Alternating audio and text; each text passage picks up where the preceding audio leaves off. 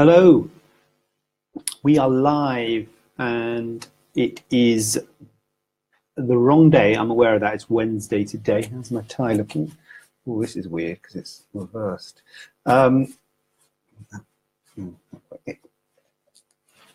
I should do it in the mirror, shouldn't I? Make it worse. We are live and that's weird. It's reversed. Couldn't move it that way. It's Wednesday, so sorry about not doing it yesterday, but it's Wednesday today, so 24 hours late, but here I am. And we've got some questions here, and as ever, if you have any questions, please feel free to post those questions, and I will do my best to answer them. But we've got a kick-off here because we've got keloid scarring, question about aftercare. Oh, I've got to speak up, actually. That was a comment last time. Let's speak up, okay? Speak up. Aftercare for keloid scarring. Keloid scarring is raised, lumpy scarring. It occurs in certain individuals, certain skin types. So in Afro-Caribbean skin types, it's at a higher risk. Certain locations of the body are at a higher risk, which is your shoulders, your sternum, your chest, your earlobes is a classic. And this patient has got one on her earlobe from a piercing. Now, the treatment that we're talking about here, these are only small keloids, so I'm just proposing to do what's called steroid injections, which is injections straight into the scar, which you can do when they're small.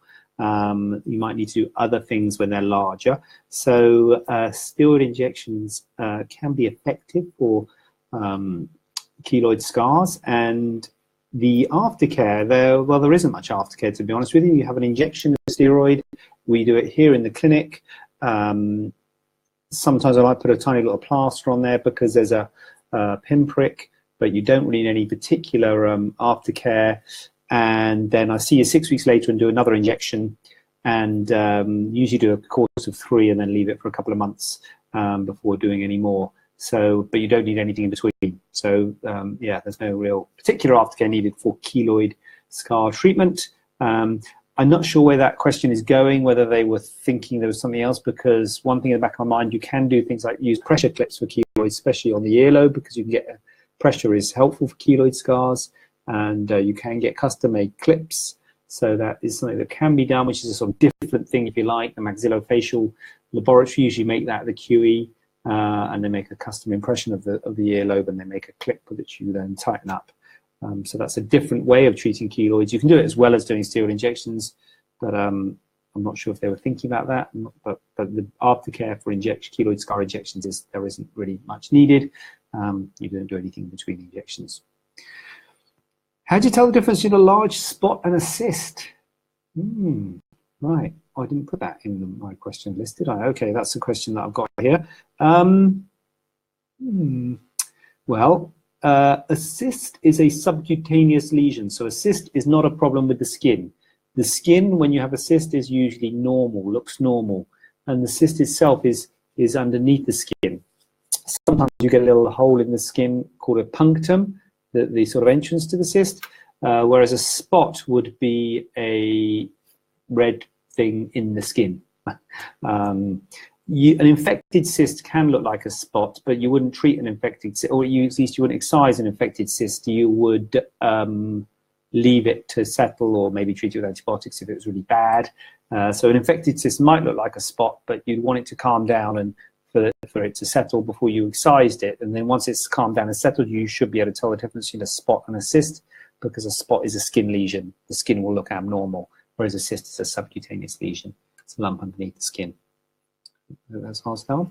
Why, this is a good one, why is histology important when you can tell if you should be worried about a mole? So this is a good one, because often I'll say to people, look, that mole looks benign, it's nothing to worry about, you can leave it if you want, but if you don't like the look of it, you can have it removed. And then I say to people, well, should we send it off histology? Really, if it's a mole, you really should send it off histology to be sure, so they look at it under a microscope. So you might say to me, if you're saying that it looks benign and you can leave it alone, you don't have to have it removed. If you do remove it, why send it for histology? If you're saying to me, it looks benign. So I can understand that thinking. I'm not sure if I verbalized it very well, but I can understand that thinking. And the answer to the question is twofold. Number one is to be absolutely sure. because I always say it looks fine, but if you don't have it removed, I'll say keep an eye on it. If it changes, you know, get in touch, because you can never be 100% sure by looking at it. Although you can, for certain types of moles, you can, like intradermal nevi, which are raised things, often have hair growing out of them. You can be pretty confident that they're benign. But that's one thing that you always say, it looks fine, but to be absolutely sure, you can look at it under a microscope. Having said that, for ones which do look quite benign, I often don't insist on histology certainly for skin tags or these intradermal nevi, which are quite common raised things that men have when they shave, or women don't like if they've got hair growth from them, things that men don't like them either if they've got hair growth from them. But these ones that often, when they look quite benign, I will be happily to say to you, you don't need to send it for histology.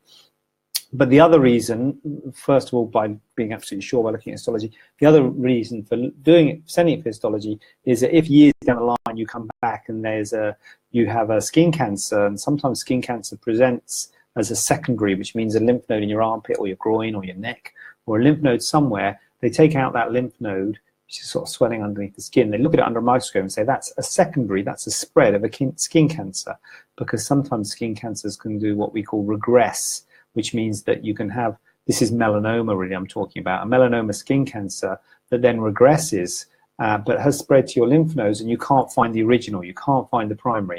Now, if 10 years ago or 5 years ago, I've shaved a mole off your face, and I've said it's probably fine, but I haven't sent it to histology, and then you come to me and say, look, I've now got melanoma, could that have been melanoma? I'd be like, probably not, but it just gives you the extra belt and braces.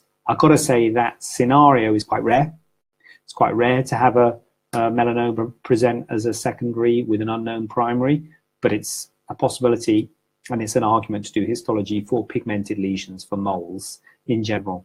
But as I say, if it's clearly benign and it looks like an intradermal nevus and I've taken a photo of it, then I don't insist on it for ones which really look totally benign.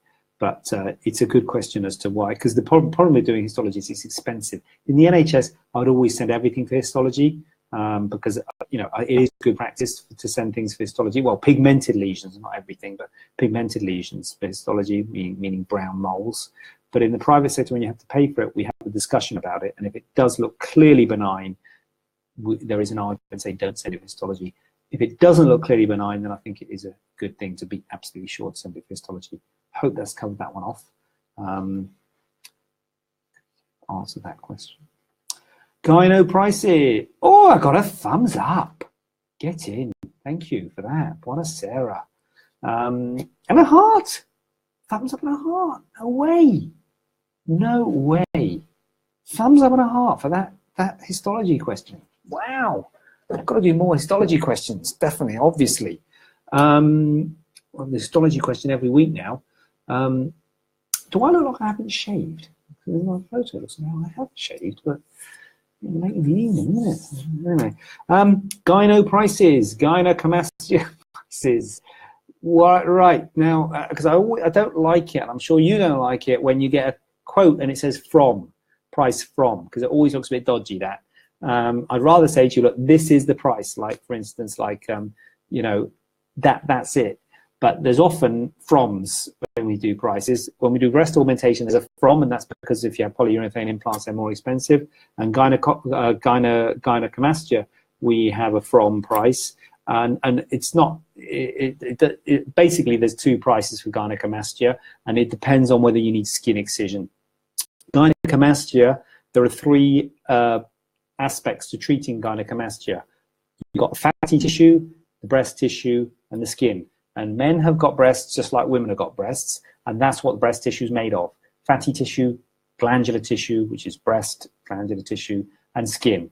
When I say fatty tissue, that doesn't mean you're fat, because a lot of men are very slim and they haven't got a lot of fat, but they've got gynaecomastia, and some of it might be made up of fatty tissue. And you address that by the fatty tissue. You, Merry Christmas. I have to say I have to remember to say Merry Christmas at the end of this. The fatty tissue you address with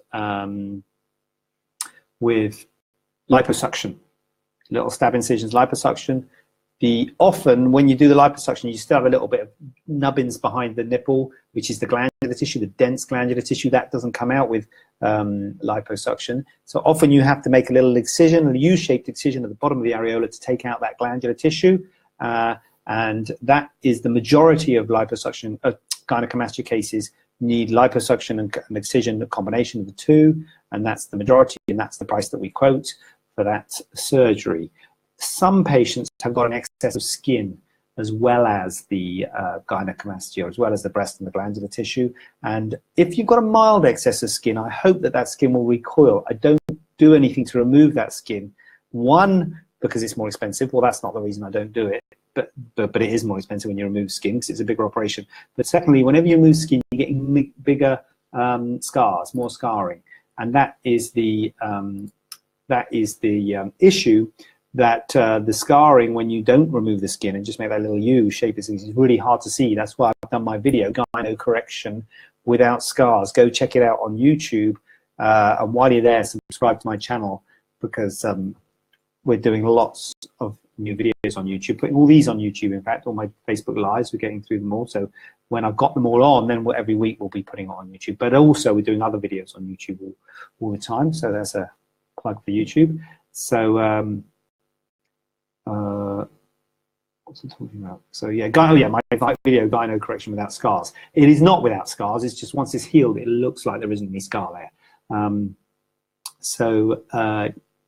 If you can do it through that U-shaped excision with a liposuction with a combination of excision, the scarring is really, really good. Once you start cutting skin out, you get a more obvious scar. And there's two patterns of scarring. One is circumareola, all the way around the areola, or one is a transverse skin excision, which is a scar across the chest. And both of those are more obvious than when you don't make that scarring. They are good if you've got excess skin, because it removes the excess skin, but it causes more scarring. So it's a balance of cosmetics.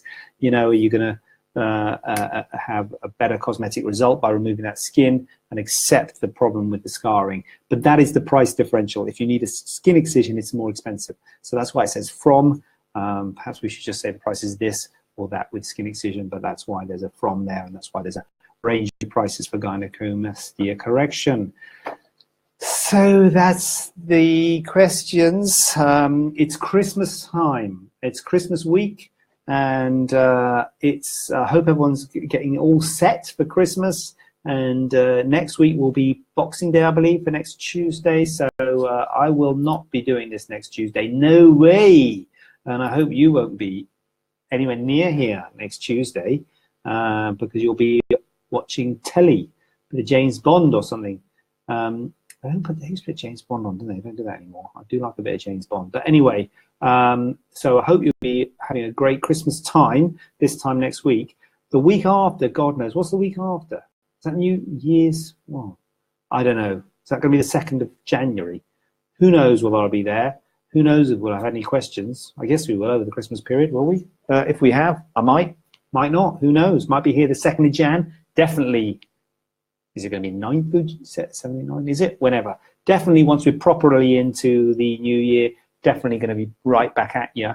Check out the YouTube. Check out also the podcast, which is coming together at the moment. We're doing a podcast of these. So if you are liable, that's not the right word. If you are the sort of person who likes podcasts, then we have got a podcast, the Gynaeplastic Surgery Podcast. Hope you like the name. And so then that's something for you to look out for in the new year. We should look out for it now. We haven't put all the podcasts on yet, but that'll be updated every week. So that's me done. Hope that has answered those very, very nice, very good questions. I'm very grateful to everyone who has chipped in with some questions this week. Have a fantastic, fantastic Christmas and New Year, and I will look forward to seeing you all in the new year for more Q&A questions and answers with me. And that is me checking myself out of here. Bye.